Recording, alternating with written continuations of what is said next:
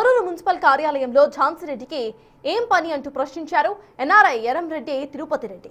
ఓ విదేశీయురాలు వచ్చి ఇటు తొర్రూరులో శాంతి భద్రతకు విఘాతం కలిగిస్తూ ఉంటే పోలీసులు స్లీన్ చేస్తున్నారని ప్రశ్నించారు ఆయన. ప్రజలు గుణపాఠం చెప్పిన ఝాన్సీ రెడ్డి తీరు మాత్రం అస్సలు మారలేదని అంటున్నారు తిరుపతి రెడ్డి.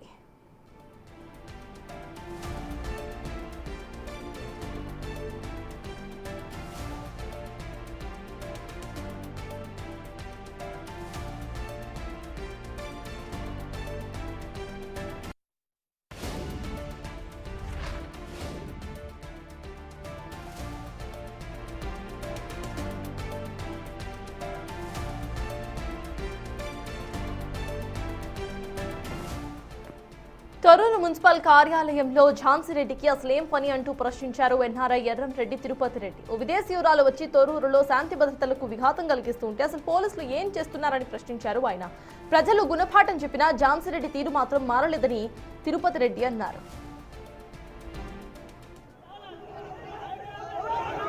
ఒక మనిషివేనా నువ్వు?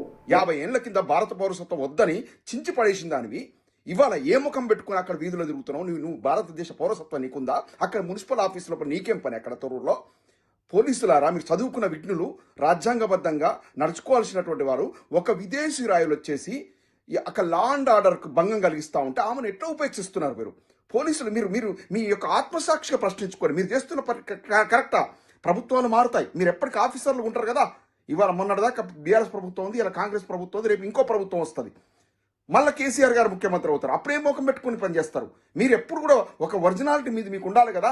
ఎవరు ఆమె? ఎక్కడ ఝాన్సీ? ఆమెకు భారతదేశంతో సంబంధం ఏంది? భారతీయ పౌరురాలు కదా ఆమె. భారతదేశంలో ఇప్పుడు ఒక పర్యాటకురాలు. ఆమె వచ్చేసి లా అండ్ ఆర్డర్ డిస్టర్బ్ చేస్తుంది. ఇప్పుడు మేము కూడా విదేశాల్లో ఉన్నాం, మేము ఇక్కడ లా అండ్ ఆర్డర్ డిస్టర్బ్ చేస్తే ఊరుకుంటారా? కనీస పరిజ్ఞానం ఉండాలి. ఆమెకు అక్కడ ఏం అవసరం? కాళ్ళు ఇరగదొప్పండి. అసలు పాలకుర్తి రోడ్ల మీద, తొర్రూరు రోడ్ల మీద ఝాన్సీ రెడ్డికి ఏం అవసరం? ఎందుకు వస్తుంది? ఆనాడు పెడబొబ్బలు పెట్టింది.